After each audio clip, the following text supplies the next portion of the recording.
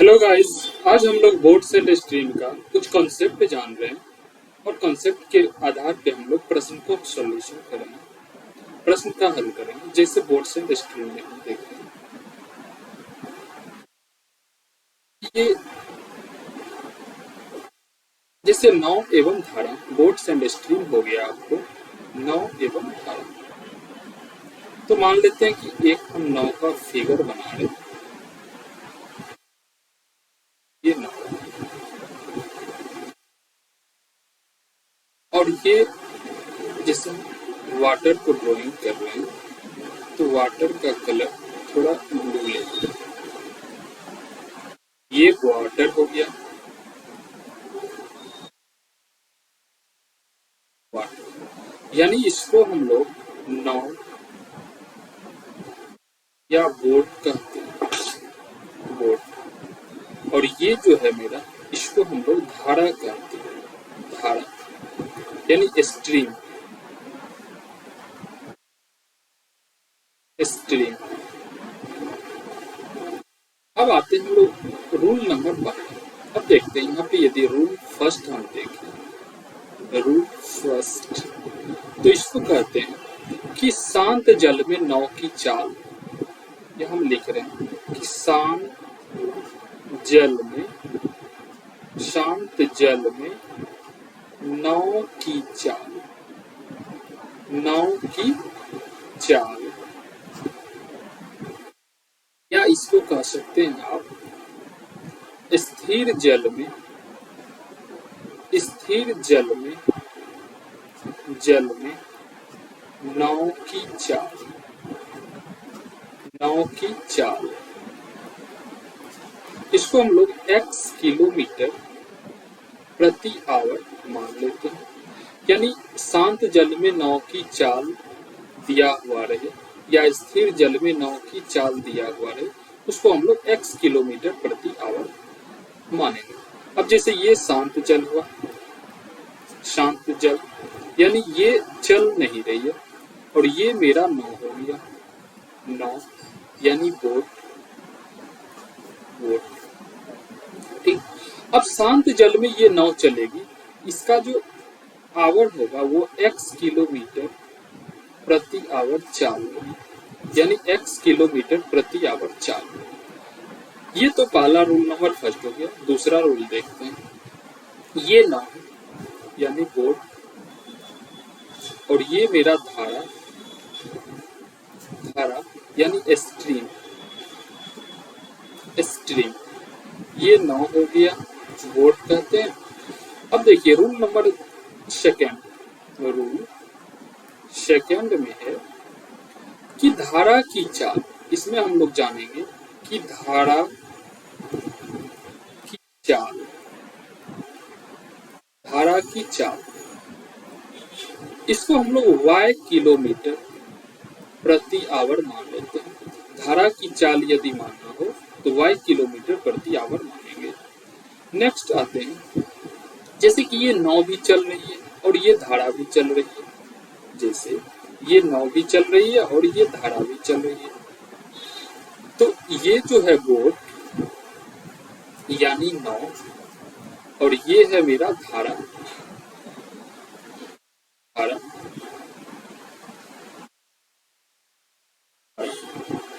यानी धारा इस तरफ चल रही है और नाव भी मेरा इस तरफ चल रहा है। इस स्थिति में क्या करेंगे कि रूल थर्ड में लिखेंगे। रूल जो थर्ड है मेरा, इसमें होगा कि धारा की दिशा, धारा की दिशा में नाव की चाल, नाव की चाल,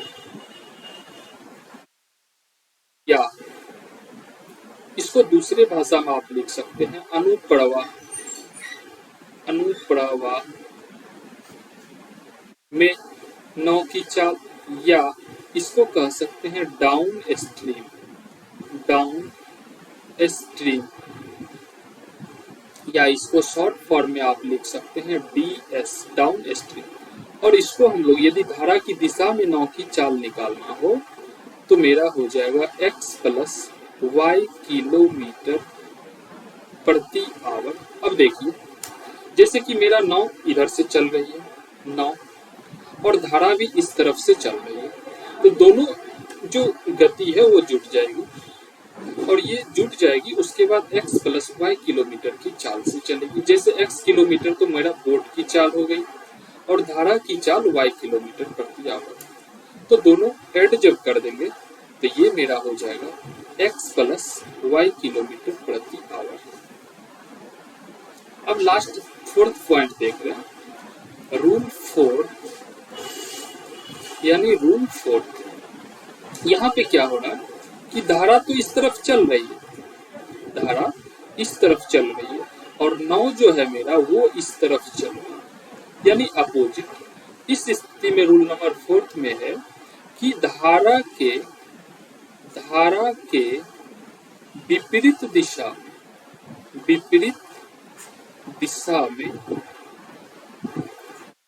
में नाव की चाल, धारा के विपरीत दिशा में नाव की चाल या ऊर्ध्वाधर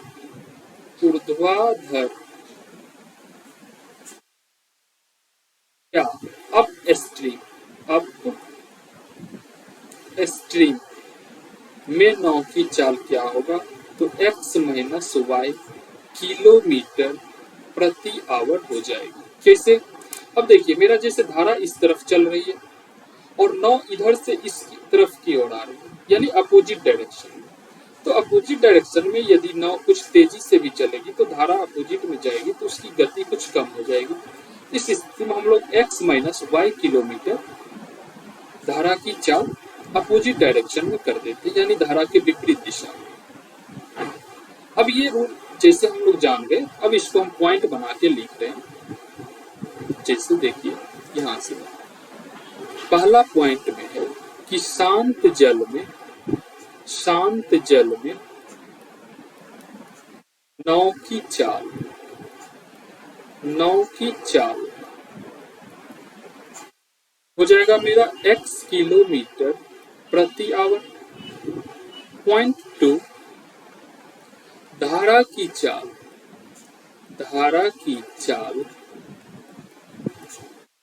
ये हो जाएगा मेरा y किलोमीटर प्रति आवर। तीसरा रूल है कि धारा की दिशा में नाव की चाल क्या होगा, तो x प्लस वाई किलोमीटर प्रति आवर। अब धारा की दिशा में तो इसको और 2-3 नाम इसका होता है, जैसे हम लोग इंग्लिश में कहेंगे तो डाउन स्ट्रीम, या इसको कहेंगे अनुप्रवाह, डाउन स्ट्रीम या अनुप्रवाह। ये कुछ भी आप इसको कह सकते हैं, कुछ भी प्रश्न में आ सकता है, तो उसको हम लोग x प्लस वाई किलोमीटर प्रति आवर मान लेंगे। फोर्थ रूल है कि धारा के विपरीत दिशा में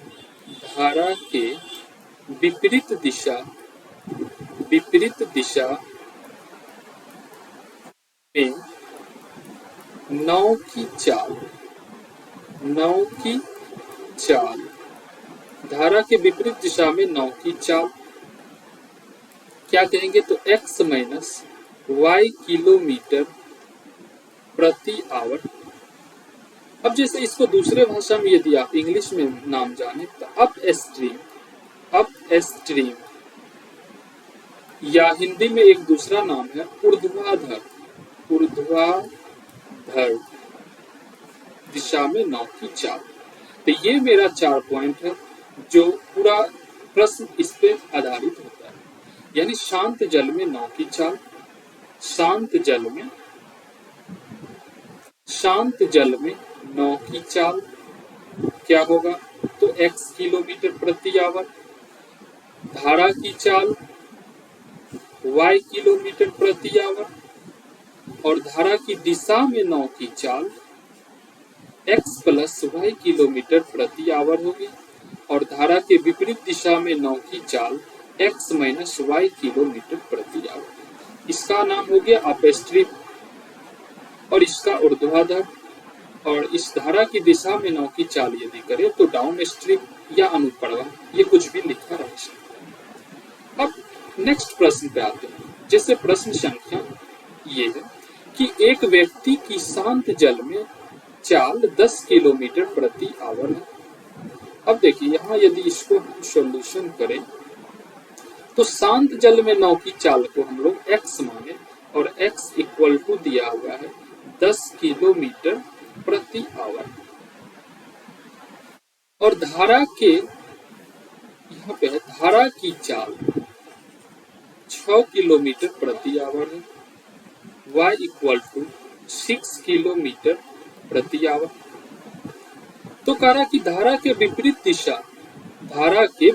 दिशा में नाव की चाल और धारा के दिशा में नाव की चाल।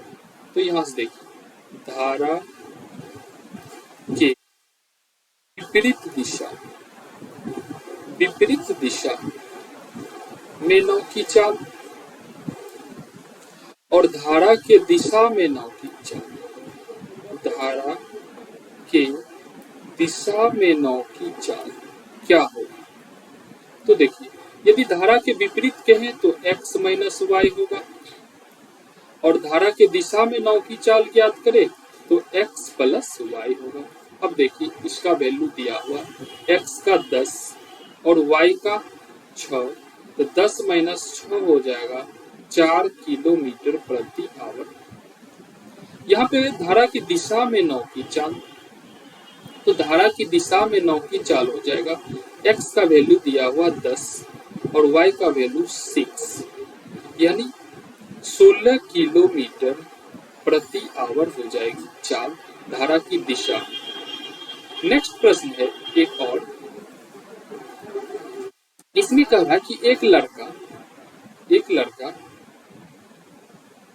शांत जल में, एक लड़का जो है वो शांत जल में 10 किलोमीटर प्रति आवर की चाल से तैर सकता है। यदि धारा की चाल 5 किलोमीटर प्रति आवर है तो 60 किलोमीटर धारा की दिशा में जाने में कितना समय लगेगा? अब देखिए यहाँ पे जैसे दिया हुआ कि x का वैल्यू, यानी धारा की शांत जल में नाव की चाल 10 किलोमीटर, तो x इक्वल टू हो जाएगा 10 किलोमीटर प्रति आवर, और y की इक्वल टू हो जाएगी, यदि धारा की चाल 5 किलोमीटर तो y इक्वल टू हो जाएगा मेरा 5 किलोमीटर प्रति आवर। ये तो दिया हुआ है। अब कह रहा है कि धारा की दिशा में 60 किलोमीटर जाने में कितना समय लगेगा? तो देखिए, अब एक फॉर्मूला होता है चाल यानी स्पीड इक्वल टू दूरी बटा समय, दूरी यानी डिस्टेंस बटा समय या टाइम। ठीक, यदि टाइम निकालना हो तो ये हो जाएगा मेरा डिस्टेंस बाय स्पीड,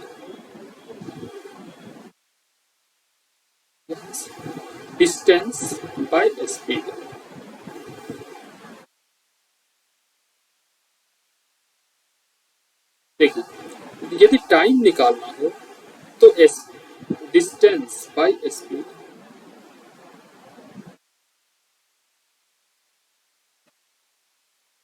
यहां से जैसे कि दूरी यानी डिस्टेंस बाय स्पीड, चाल, यानी दूरी निकालना हो, टाइम निकालना हो, टाइम तो दूरी बटा चाल हो जाएगा। यानी दूरी मेरा दिया हुआ है 60 किलोमीटर और इसको धारा की दिशा में चलना है, तो जाने में कितना समय लगेगा, यानी टाइम क्या लगेगा? तो धारा की दिशा में मेरा होता है 10 प्लस 5 यानी x प्लस वाई। ठीक, ये तो 60 बट्टा हो जाएगा 15, और 15 से ये 4 बार लगेगा, 4 बार में कट जाएगा, तो ये हो जाएगा मेरा 4 आवर ये टाइम। तो आज इतना ही, फिर मिलेंगे हम लोग नेक्स्ट वीडियो में टाइम बोर्ड स्ट्रीम का कुछ और प्रश्न के साथ।